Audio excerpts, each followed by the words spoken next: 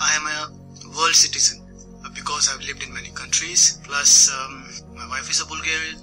Аз съм гражданин на света, защото живях в много държави по света. Моята съпруга е българка. Образованието ми и част от живота ми е бил в Индия. Една част от живота си прекарах в Дубай, в Англия и за това се определям като гражданин на света. Имаме две малки деца на 4,5 и на 2,5 години. И тези две деца ни държат много заети. Защо заменихте Дубай, една толкова екзотична страна, един толкова екзотичен град? It's a very complicated decision we took.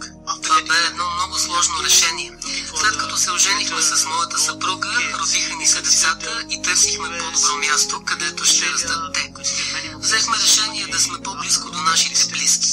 Мислехме за Америка, Австралия и много други държави, но като преценихме разстоянията и времевите зони и редица други фактори, дистанцията Англия-България е само на 3 часа път със самолет. Нека да кажем първо на нашите слушатели с какво си се занимавал първо в Индия, след това в Дубай и с какво в момента се занимаваш тук в България.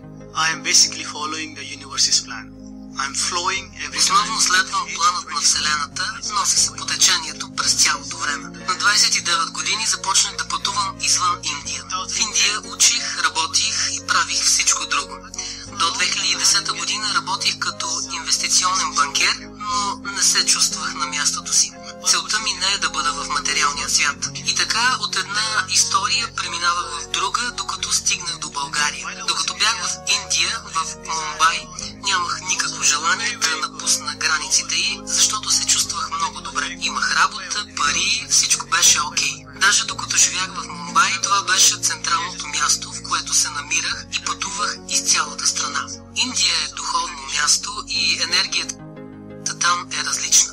Ритуалите ни, традициите ни, навиците ни са духовни. Добре, къде е разковничето между Индия, Мумбай, България и Варна? И как се чувстваш ти във Варна? Mumbai is a very big city. 20 million people there. Мумбай е около 20 милионен град и е финансовата столица на Индия, затова не може да се сравни с Варна. Но ако сравняваме хората в Индия и в България, намираме някакво сходство. Едно от нещата, по които си приличаме, е, че българите, също както хората в Индия, са ориентирани към семейството си. Второто нещо, което забелязвам, е, че много от семействата са религиозни. Ходят на църква, кръщават. Такива сме и ние, индийците. И третата прилика, която харесвам, е топографията на мястото. Имате планини, море, всичко си имате. В Индия има същите природни богатства. Казват, че България е стратегическо място изобщо на картата на света. Yes, I agree with that. India is called Kundalini. Да, съгласен съм. Индия се нарича Кундалини, място, откъдето енергията се генерира и се разпръсква. Така и България е за европейската част от света. Такива места са вашите планини – Рила, Пирин, Родопите. Ние всички сме родени духовни, но сме толкова заети в материалния свят. Иначе сме духовни, но духовността ни е покрита от материалните неща. И какво правя аз най-просто, за да махна всичкия този буклук от вас и да ви върна към вас самите? Използвам много техники, които са развити от духовни водачи навсякъде по света. Хора от Китай, Индия, Гърция. Най-лесният начин да се върнеш към себе си е медитацията. По какъв начин можем да медитираме? Ти сам каза, трябва да изхвърлиме този буклук, който е в нас, за да се обърнем към нас самите. Как да го направим най-просто? Да изхвърлим този буклук и да се преоткрием. Хората медитират чрез музика, например. Искам да отговоря на въпроса по малко по-различен начин. Вие не трябва да се изолирате от света, а да сте в него. И все пак да се опитате да останете за кратко извън него. Затова е необходимо загубим един много обикновен инструмент. Това е осъзнаването.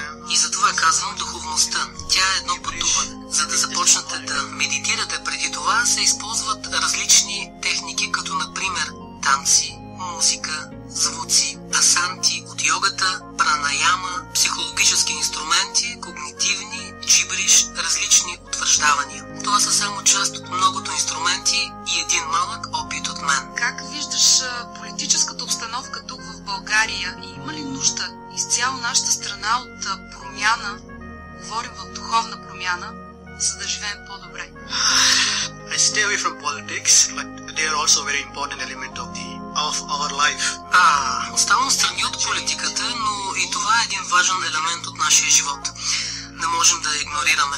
За да стигнем до промяната, всички ние, като отделни личности, трябва да работим за това. Много от хората считат, че правителството трябва да направи нещо или други хора да направят нещо. Това не е много правилно държание, според мен. Аз чувствам, че всеки сам трябва да направи промяна. Това ще предаде вибрацията и към останалите и така ще се стигне до цялостната промяна в цялата държава. Понеже каза, че си гражданин на света, предполагам, че доста време вече те дели от Индия, в Дубай, в Великобритания. Как са хората настроени там към промени изцяло за страната и как сме ние в нашата страна? Yes, I certainly can see the В difference. Индия духовността идва по естествен начин в нас. Има случаи, в които хората не осъзнават защо правят дадено нещо, но подсъзнателно го знаят. Защото когато са израствали в семействата си, са правили всички тези ритуали, за които говорихме по-рано. Затова и вибрациите са по-различни. Дубай е един мегаполис, където има хора от всякакви религии, от всякакви страни.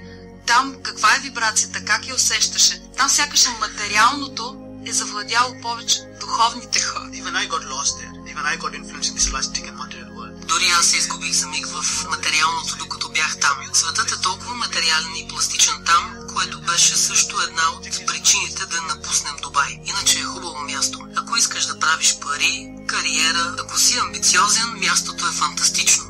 Но моите виждания за живот се различават. А Великобритания, там хората са малко по-различни, много по-различни.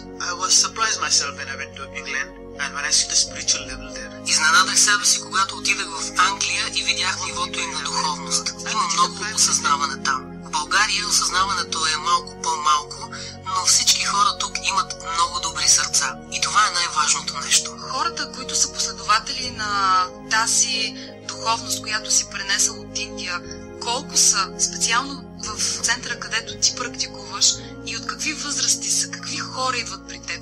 We have noticed people from the age of 19 to 65. Имаме хора от около 19 до 65 годишна възраст и хубавото е, че процентът на хората, които са постоянно на моите сесии по медитация и уъркшопи е около 65-75%.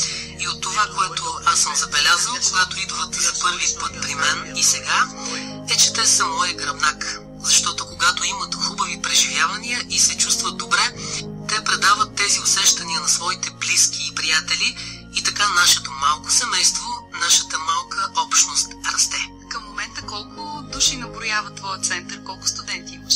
This month we are doing a chakra meditation. През месец януари имахме месец на чакра медитациите. Студентите бяха около 27 и посещаваха сесиите до края. Но аз не се фокусирам върху голямата бройка на хората, които идват при мен. Опитвам се просто да запаля едни малки пламъци във всеки, за да запалим образно казано огънят на промяната за всички нас. Да запалим всичко негативно около нас. Пожелавам успех и дано наистина този пламък, както казваш, малък пламък, да обхване всички нас и този огън да бъде в цялата страна, защото ние българите имаме нужда някой наистина да запали този пламък, за да се осъзнаем и да живеем нормално. В края на разговора искам да те помоля да кажеш, вие слушате Радио Варна на хинди. आप सुन रहे हो radio Varna को. И може ли да пожелаеш нещо хубаво на нашите слушатели също на хинди? नमस्ते, मैं आप सबको अपना प्यार देता हूँ और चाहता हूँ कि आप सब हमारे साथ ये छोटी सी खानदान में जुड़ जाए. Би ли превел? Благодаря. Желая всички вие да се присъедините към нашето малко семейство.